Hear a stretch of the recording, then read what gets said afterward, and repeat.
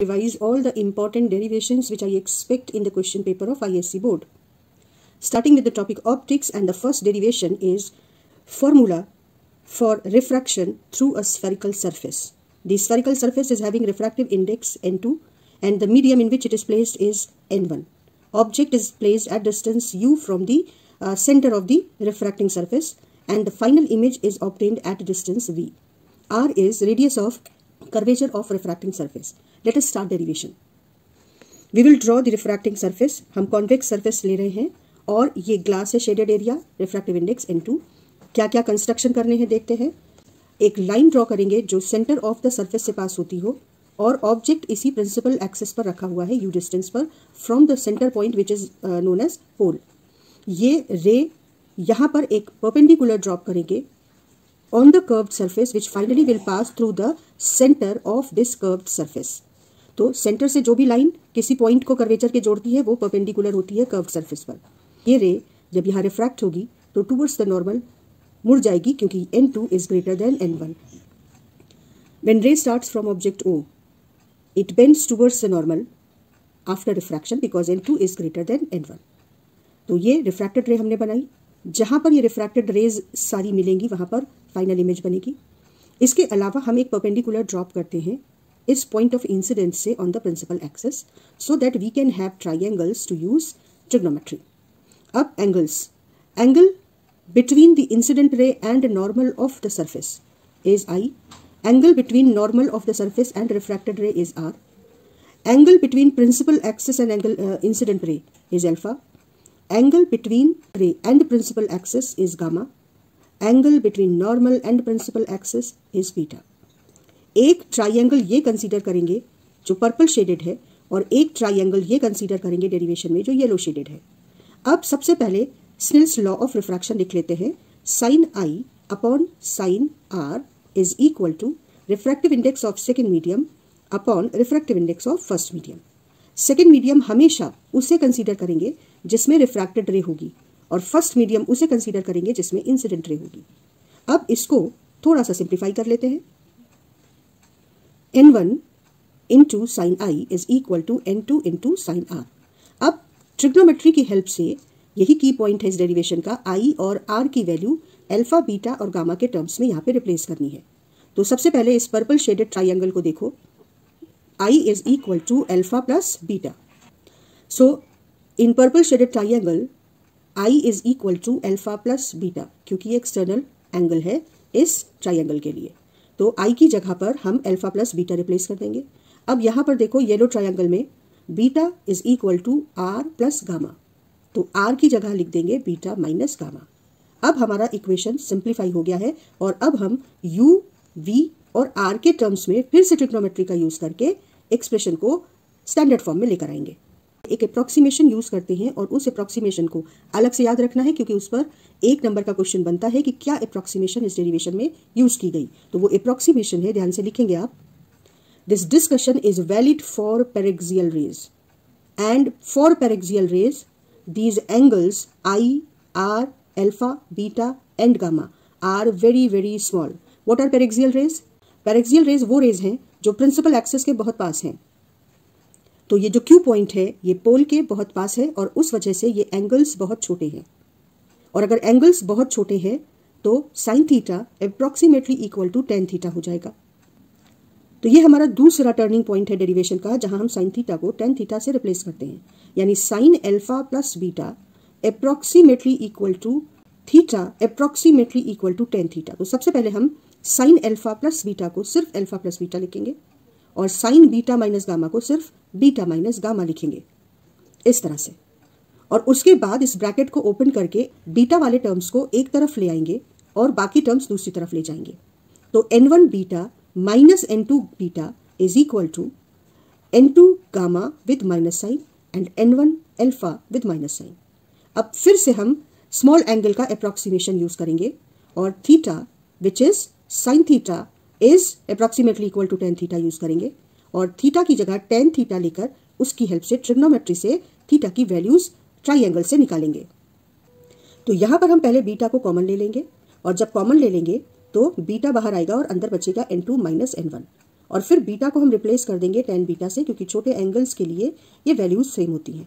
यहाँ पर हम n1 और अल्फा को रिप्लेस करेंगे tan अल्फा से, गामा को रिप्लेस करेंगे tan गामा से, और माइनस साइन से पूरी इक्वेशन को मल्टीप्लाई कर देंगे।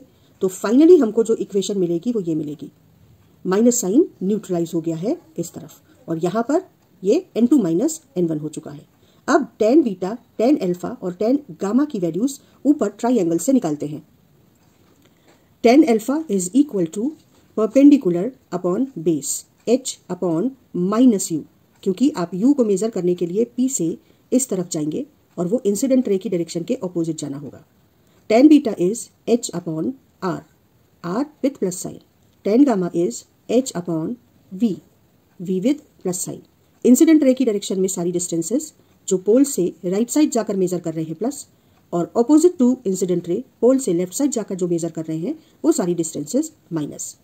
इस अप्रोक्सीमेशन का कि Q P के बहुत पास है, ये भी फायदा है कि N P के इतना क्लोज है कि P से इस पॉइंट की डिस्टेंस और N से इस पॉइंट की डिस्टेंस दोनों अप्रोक्सीमेटली सेम है और उन्हें हम R से रिप्लेस कर रहे हैं। सिमिलरली N से I की डिस्टेंस और PI इक्वल है तो हम V लिख रहे हैं। N से O की डिस्टेंस और P से O की डिस्टेंस इक्वल है क्योंकि N P के बहुत क्लोज है तो U लिख रहे हैं। इस तरह से tan अल्फा, tan बीटा और tan गामा की वैल्यूज सब्स्टिट्यूट कर देते हैं। तो जब हमने tan alpha, tan beta, tan gamma की वैल्यू सब्स्टिट्यूट की तो H कैंसिल हो जाएगा और हमारे पास स्फेरिकल सरफेस से रिफ्रैक्शन का फॉर्मूला सामने आ जाएगा। सिंप्लीफाई करने पर n2 upon v minus n1 upon u is equal to n2 minus n1 upon r। इस फॉर्मूले को जब कभी भी हम यूज करेंगे तो जो वैल्यूज हैं वो साइन के साथ सब्स्टिट्यूट करेंगे न्यूमेरिकल में। सेम प्रोसीजर अगर हम कॉनकेव सरफेस के लिए लेंगे तो हमें सेम फॉर्म ऑफ एक्सप्रेशन मिलता है।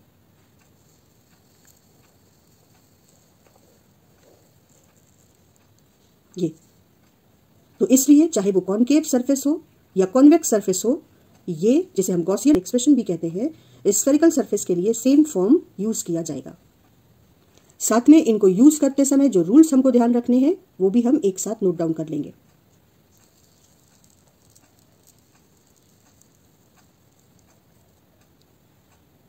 सेकेंड इंपॉर्टेंट डेरिवेशन है लेंस मेकर्स फॉर्मूला। ये भी एक्सपेक्टेड है बोर्ड पेपर में, और इसमें हम दो स्फेरिकल सर्फेसेस से थ्रू रिफ्रैक्शन कंसीडर करेंगे, सरफेस नंबर 1 से रिफ्रैक्शन और फिर सरफेस नंबर 2 से रिफ्रैक्शन। तो हम जो फॉर्मूला पीछे डिराइव करके आए हैं उसे हम इन दोनों सरफेस के लिए यूज करेंगे। कौन से अप्रोक्सीमेशंस यहां लेकर हम डेरिवेशन कर रहे हैं उन्हें नोट डाउन करेंगे। That this formula is true for thin lens and paraxial rays. Thin lenses यानी इतने लेंसेज थिन है कि ये थिकनेस हम इग्नोर कर रहे हैं, तो सेंटर से ऑब्जेक्ट की डिस्टेंस और इस पॉइंट से ऑब्जेक्ट की डिस्टेंस सेम मान रहे हैं। सेंटर से या ऑप्टिकल सेंटर से इमेज की डिस्टेंस और इस पॉइंट से इमेज की डिस्टेंस हम सेम मान रहे हैं। तो थिन लेंसेज और पेरेक्सियल रेज के होने का मतलब है कि सारे एंगल्स आई, आर ये सब बहुत छोटे हैं। ऑब्जेक्ट की डिस्टेंस इस सरफेस से u, ऑब्जेक्ट की डिस्टेंस इस इमेज की डिस्टेंस इस सरफेस से, फाइनल इमेज v, और पहली सरफेस से रिफ्रैक्शन के बाद जो इंटरमीडिएट इमेज बनेगी आई डैश, जो सेकंड सरफेस के लिए ऑब्जेक्ट का काम करेगी उसकी डिस्टेंस v डैश। इस सरफेस का रेडियस ऑफ कर्वेचर r1 और इस सरफेस का रेडियस ऑफ कर्वेचर r2। इस तरफ और दूसरी तरफ लेंस के सेम रिफ्रैक्टिव इंडेक्स वाला मीडियम होना चाहिए। Refractive index of lens n l कहेंगे और refractive index of the surrounding medium n s। अब डेरिवेशन स्टार्ट करते हैं। सबसे पहले हम फर्स्ट सरफेस से रिफ्रैक्शन में ये फॉर्मूला अप्लाई करेंगे। इंटरेस्टिंग यहाँ पर ये है कि वैसे तो हम जब ये फॉर्मूला यूज करेंगे न्यूमेरिकल में तो वैल्यूज को साइन के साथ रखेंगे, लेकिन यहाँ पर हम वैल्यूज को साइन के साथ नहीं रख रहे हैं क्योंकि हम नहीं चाहते कि जो फॉर्मूला डिराइव होकर आए वो सिर्फ कॉन्वेक्स लेंस के लिए ही अप्लाई हो।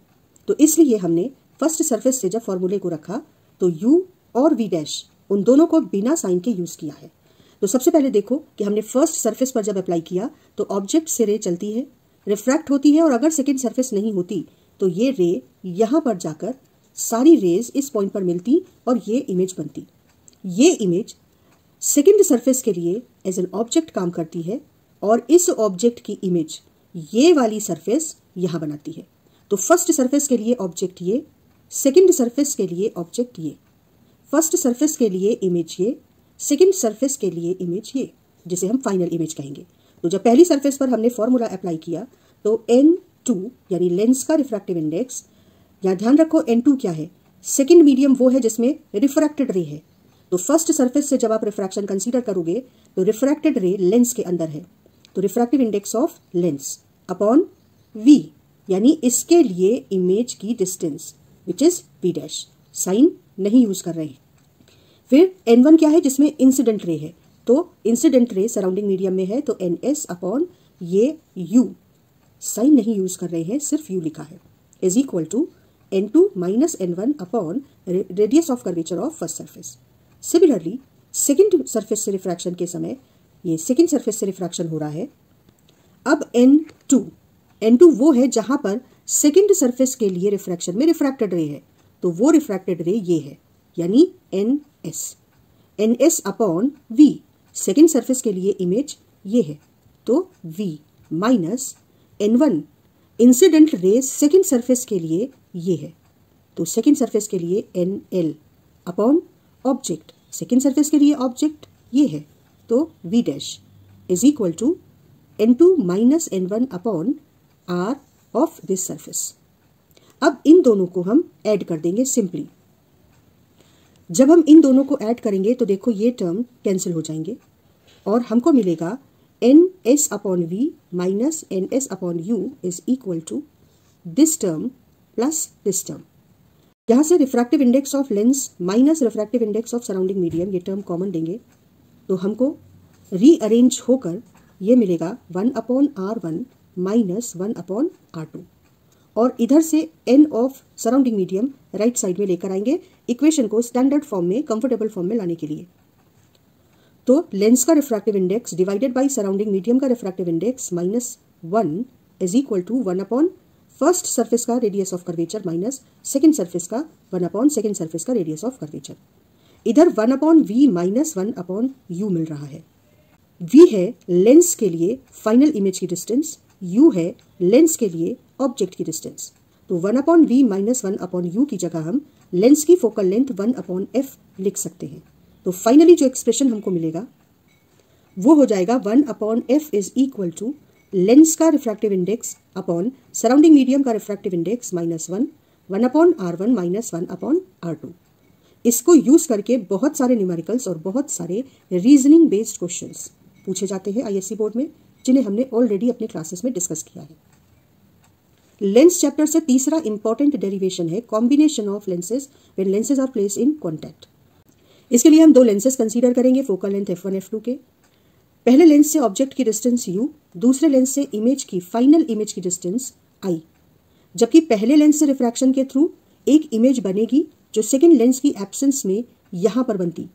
यही इमेज, ये रूल याद रखो, यही इमेज सेकेंड लेंस के लिए ऑब्जेक्ट का काम करेगी और फाइनली ये इमेज बनाएगी।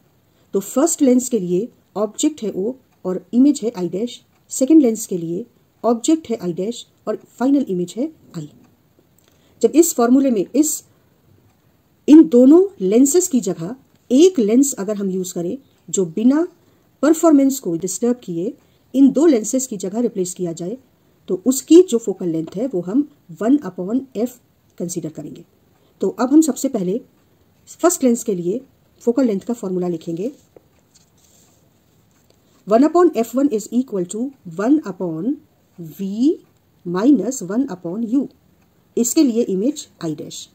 दूसरे लेंस के लिए जो फोकल लेंथ हम फॉर्मूला लिखेंगे 1 upon F2 is equal to 1 upon V minus 1 upon U। यहाँ पर भी हम फोकल लेंथ के फॉर्मूले को बिना साइन के रखेंगे क्योंकि हम इन दोनों पर्टिकुलर लेंसेज के लिए फॉर्मूला डिराइव नहीं करना चाहते। तो जब हम दोनों वैल्यूज लिख लेंगे तो हम इन्हें सिंपली ऐड कर देंगे। ऐड करने पर 1 अपॉन V डैश कैंसिल हो जाएगा और 1 upon V minus 1 upon U is equal to 1 upon F1 plus 1 upon F2। ये फॉर्मूला हमको मिल जाएगा। 1 upon V minus 1 upon U के लिए हम इसका फोकल लेंथ 1 अपॉन F रख देंगे क्योंकि अगर इन दोनों की जगह ये यूज करते तो ऑब्जेक्ट U डिस्टेंस पर होता और इमेज V डिस्टेंस पर होता और 1 upon F should be equal to this. तो इस तरह से दो लेंसेज के कॉम्बिनेशन का ये बहुत ही simple derivation 1 upon F is equal to 1 upon F1 plus 1 upon F2 expression मिल जाएगा। यहाँ भी रूल्स ध्यान करने हैं हमको कि lenses should be placed in contact for this derivation. Lenses should be very thin. जब हम इसे यूज़ करेंगे तो F1 और F2 को हम साइन के साथ यूज़ करेंगे और जो फॉर्मूला फाइनल फोकल लेंथ का मिलेगा वो भी साइन के साथ मिलेगा।